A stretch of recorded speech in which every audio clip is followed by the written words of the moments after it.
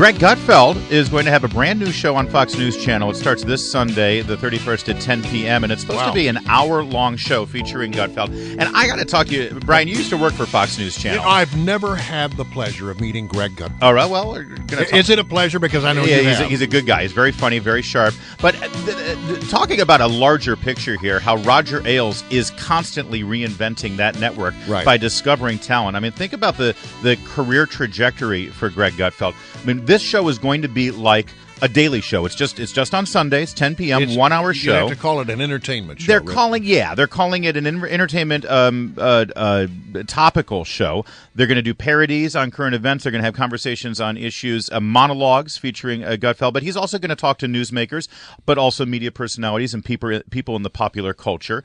It's going to be an entertainment and informative program. Obviously, this could expand if it's a success on a Sunday night, you would think. And it's just amazing to me how good Roger Ailes is at identifying and grooming talent. I have, over the course of my career, and of course I spent about 12, 13 years there at the Fox News Channel, I have constantly been astonished at his gift for finding interesting talent. I mean, there have been times where I went, well, I don't know about that one, and then I turn around and like 6 weeks later I'm going, no, I was wrong. He was right. Well, I mean, I stand in awe of the man and his ability to do that. And I've heard through the grapevine that one of the things he does is when he decides whether somebody would be good on television is that he looks at the tape with the sound off. Because he believes, as most people who really understand the communication process, that so much of communication is nonverbal. How do you come across? How do you appear on the screen? Are you interesting to look at? Is your face animated? And if all those things work, then he turns up the sound to see what they're saying. Well, Gutfeld is hardly the poster child for following a normal route to become a television news host.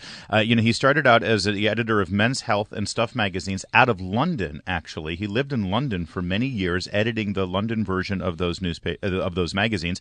He then was discovered as a columnist on Huffington Post. In fact, my late friend Andrew Breitbart was part of the process of bringing his content to the fore back when Breitbart was involved in Huffington Post, and they gave him this 3 a.m. show, right? Red Eye. Yeah, a nothing show. They had no idea what to do with it, and they just, okay, fine, go. And they basically just sort of left him alone and did this thing, and he not only developed talent, S.E. Cupp came out of Red Eye. Right. We wouldn't know who S.E. Cupp was if Greg Gutfeld hadn't discovered it. I mean, Andrew Breitbart was on the very first show. Andrew's television and media presence really began and was groomed in that little sandbox of Red Eye. It's a wonderful show and really fun to watch people develop out of that show. Some of John Bolton's best media appearances actually have occurred on Red Eye. You should YouTube those. It's a very relaxed show, and people sort of let their guard down and say things that are really interesting. From that, Gutfeld then gets the 5, which a lot of they say, how is Fox News going to replace Glenn Beck? I mean, Glenn Beck is such a powerhouse.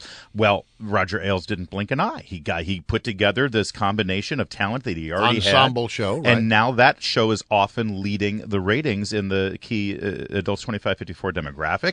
And now suddenly Gutfeld is filling in for Bill O'Reilly, and he's going to have his own. Now he's not hosting Red Eye anymore, which is a shame, but how can you do 3 shows at once and be filling for other things? So I have high hopes for this. I cannot wait to see it.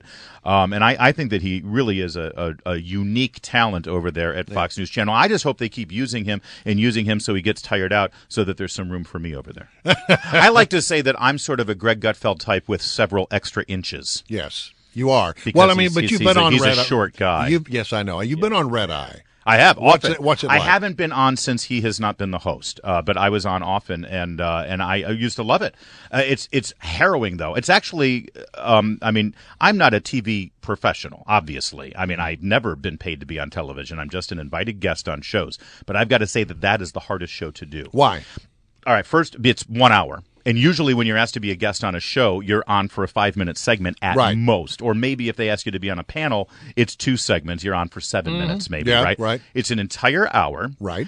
And you're sitting there with stand-up comedians. You're not there with political pundits who you sort of expect what they're going to say. They're good. They give and the take. You never know what you're going to get. Exactly, and it is as Dennis Miller often refers to a situation where you've got all these comedians all trying to outdo each other. It's like the Serengeti Plain.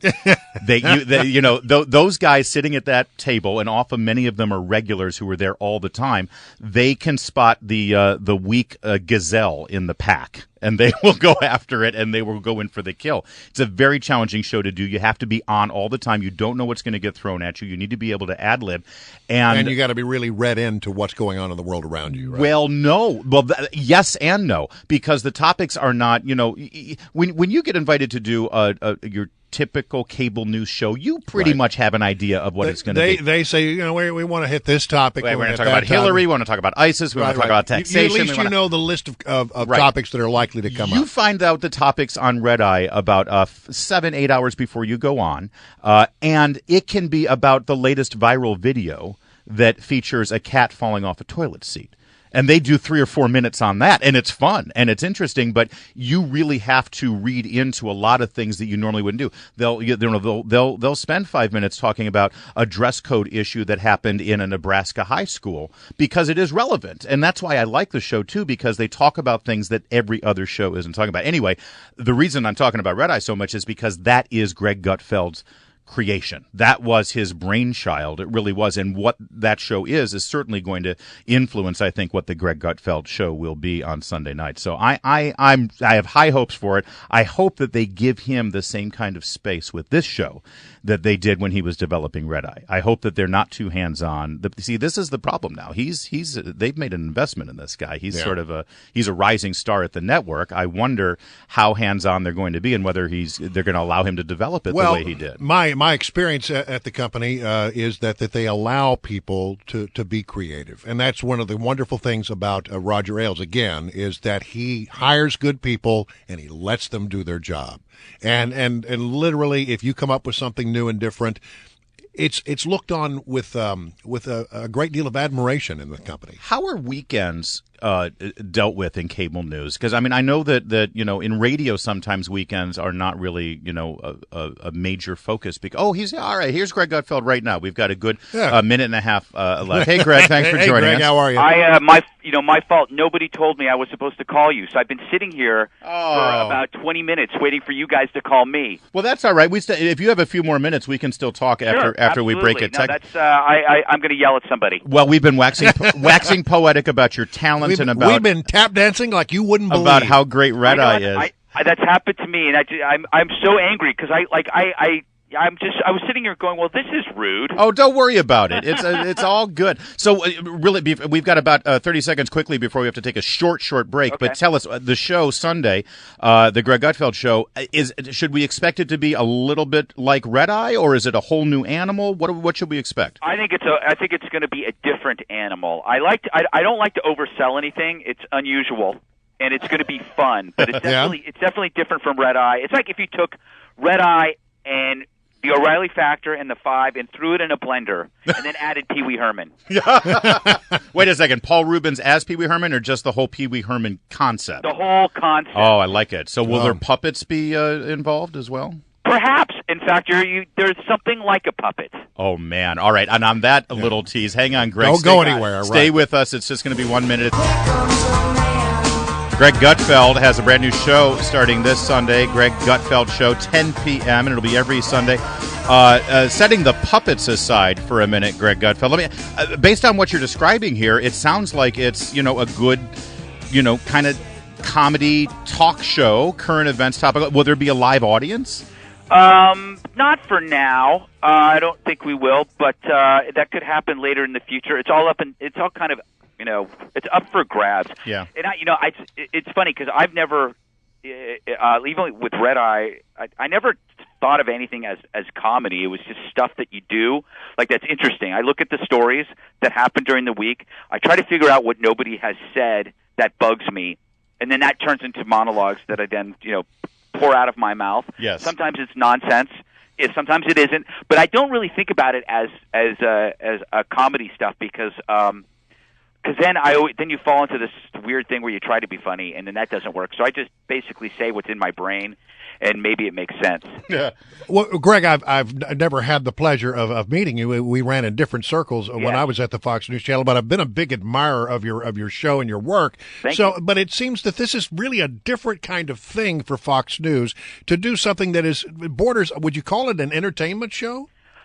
I would say that. I would say I hope that it's entertaining. That's for sure. But I would say that the same way that the Five is a roundtable political discussion, but it's entertaining. Mm-hmm. So this is probably a summary of what happened during the week, hopefully presented in a way that would make you think or laugh. So if it's not entertaining, then I'm a failure.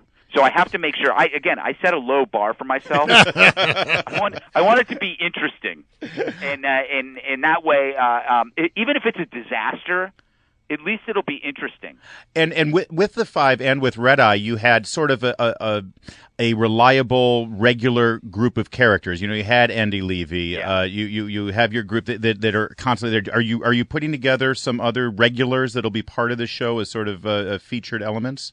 Yeah, I mean we have Joanne Nosachinski, who is the delightful co-host on Red Eye. She's going to be doing a lot of stuff with us, and we got I think we got Catherine Timpf is going to be coming on. She's we love Cat Timpf. Yeah, she's a character. She's great. She likes those big giant cartoon glasses. Yes, and she writes for National Review, and she's I think she's 24 years old. Yeah, I don't like her because she's competent, successful at 24. Yeah. When I was 24, I was reading National Review. I wasn't writing for it. Yeah. You know what I mean? Actually, that's 24. I was at the American Spectator, but I was in the mail room. Right.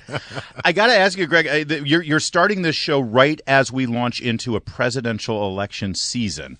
And I'm pretty sure you're going to have a whole lot of content there for you to comment on.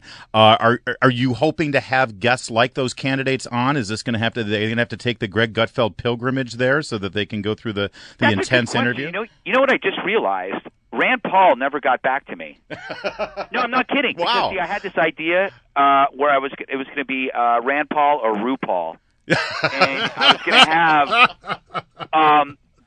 both of them, kind of like sound off on each issue. And I think RuPaul, I'm not sure, but I think RuPaul did get back to me, or my people. Yeah. But I don't think Rand Paul did. Well, I bet Ron Paul will show up for that. Yeah, well, he shows up to everything. Ron Paul, by the way, Ron Paul did Red Eye. Did he really? We mentioned Bolton did it often. We had maybe 4 presidential candidates. We had him, Kucinich, remember him? Oh, yeah. And then we had, what's his guy? The guy who played guitar who got 1%. McConnor?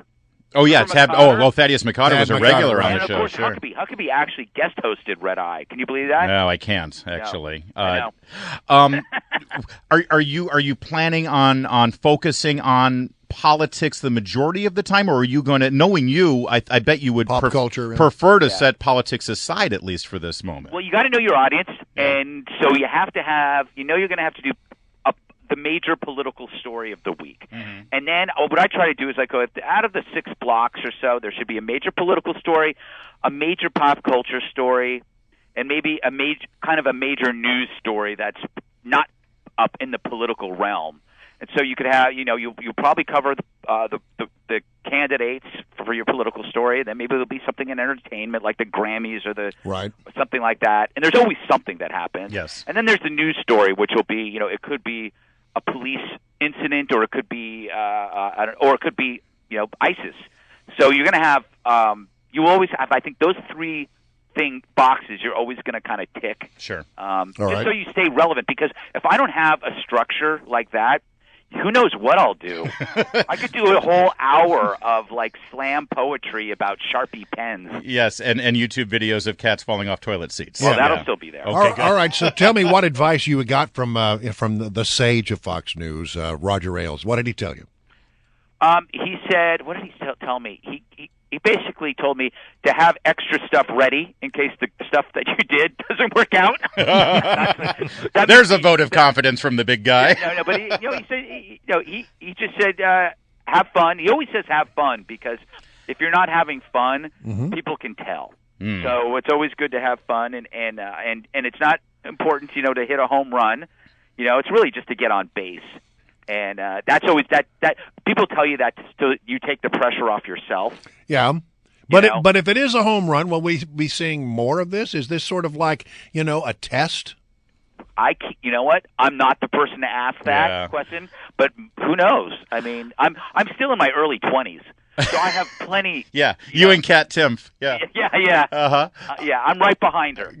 Greg, I I remember early on in Red Eye, or maybe a couple of years after Red Eye started, when it really started to gain momentum, I interviewed you and asked you, how did this develop? And you said that one of the secrets was that the suits had no idea what you were doing. They just sort of gave you the hour and they let it alone, and you were able to develop it.